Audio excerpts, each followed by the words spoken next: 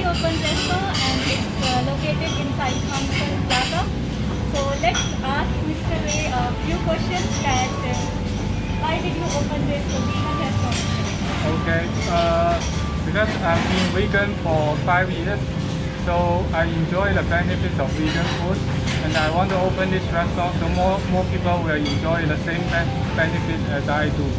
And may I know what are the most trying dishes, like which dishes the customer should come and try? Okay, because right now we just opened for 1 week, so from the recent order, I can tell the fried rice and the fried fried udon are the two most popular dishes people order, because most of the people stay in this area is Chinese. So Okay. then I think that's why these two dishes are the most popular ones. Awesome. Okay.